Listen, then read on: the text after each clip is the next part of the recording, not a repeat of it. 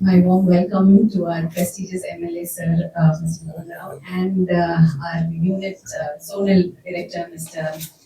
Bhaskar Reddy, and our unit facility director, Mr. John Paul, and my sincere thanks to Shanta Madam to have also visualized this thing of having a high-risk pregnancy unit. High-risk pregnancy unit is very, very important part of any maternity and a children's hospital together. So Rainbow Children's Hospital has a children's hospital wing and a birthright wing. So birthright is where all the deliveries are done, and the children's hospital is a level 4 children's hospital, which means all babies up to all type of surgeries, neurosurgery, pediatric surgery, NICU, everything is done. So once a critical child is born here, they will have all the care from A to Z to be done.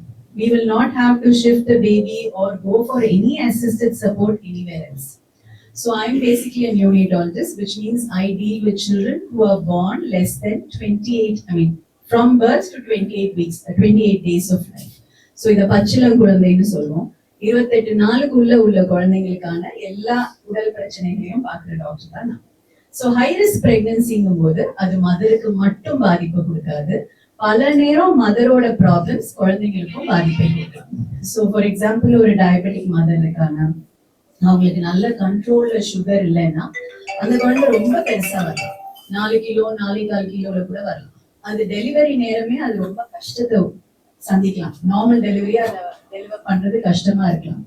பிறந்த பிறகு அதோட sugar levels, activity, பால் செரிமானம், jaundice, இது எல்லாத்துலயும் தடங்கல்கள் வரலாம். So when a high risk pregnancy unit இருக்கும்போது the obstetric and neonatology team work in sync. இப்போ அவங்களுக்கு ஏதாவது ஒரு பிரச்சனை இருக்குன்னா the obstetric team will tell us, இந்த மாதிரி ஒரு diabetic patient uncontrolled diabetesல இருக்காங்க or insulinல இருக்காங்க, I think the baby is big enough. We are already aware that there is going to be a potential complication. அதனால நம்மளும் ப்ரிப்பேர்டா இருப்போம். So we are able to handle the baby from the 0 minute. பிறந்ததுல இருந்து நம்மளால அதை சரி பண்ணிக்கலாம். இன்னொரு pillar of this hospital is the fetal medicine. Fetal மெடிசன்ங்கிறது குழந்தைங்க வயிறுல இருக்கும் போதே அவங்கள பத்தி புரிஞ்சுக்கிறது. So the obstetric, fetal medicine and the newborn welfare. So for example ஒரு மதருக்கு 28 வீக்ஸ்லேயே பிரசவ வலி வந்ததுன்னா தி ஆப்ஸ்டெடிக் டீம் அதை எவ்வளவு தூரம் சரி பண்ணி இன்னும் கொஞ்சம் தள்ள முடியும்னு பார்ப்பாங்க, which is like 30 weeks, 32 weeks. அந்த நேரத்துல the fetal medicine is very important. அவங்க அந்த குழந்தைக்கு போற ரத்தம் எப்படி போகுதுங்கிறத ஸ்கேன் மூலியமா பார்த்து they are able to prolong the pregnancy little more. We've had many instances 24 weeks வயிறு வலியோட வர அம்மாங்கெல்லாம் இங்க வந்து இங்கேயே தங்கி 33-34 வீக்ஸ்ல பிறந்திருக்காங்க.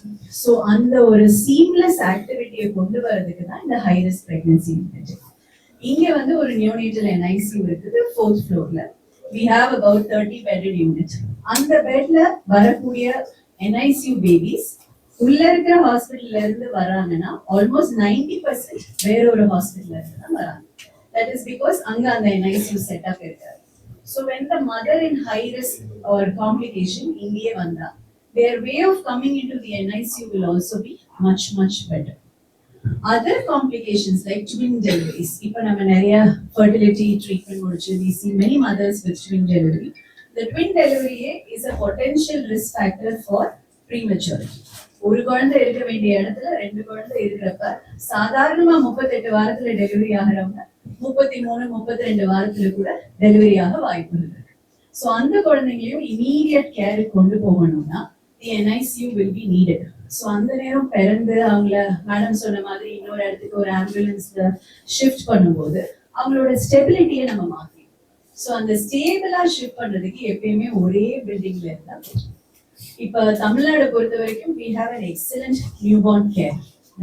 உலக அளவில் நாடு அளவுல the best neonatal mortality rateங்கிறது கேரளாக்கு அடுத்தபடி தமிழ்நாடு தான். We are in a single digit neonatal mortality rate, which is like 7.5 deaths per 1,000 live births, which is an excellent condition. இப்போ இந்த 7.5 நம்ம 2.5 or 3க்கு மாத்தணும்னா நம்மளோட எக்ஸலன்ஸ் இன்னும் அதிகமாகணும். அதுக்கு தான் இந்த மாதிரி ஹை ரிஸ்க் பிரெக்னன்சி யூனிட் எல்லாம் நம்ம வச்சு we are trying to make that 7.5 into even more lesser as much as possible. அப்படி லெசர் ஆகணும்னா அப்ப நம்ம ரேர் டிசீசஸ், மோர் காம்ப்ளிகேட்டட் டிசீசஸ் ஹேண்டில் பண்றதுக்கு ரெடி ஆகணும். இப்ப முன்னாடி எல்லாம் 1 கிலோ குழந்தை வெளியில நல்லபடியா போகுமா அப்படின்னு கேட்டா ஒரு டவுட் இருந்துச்சு.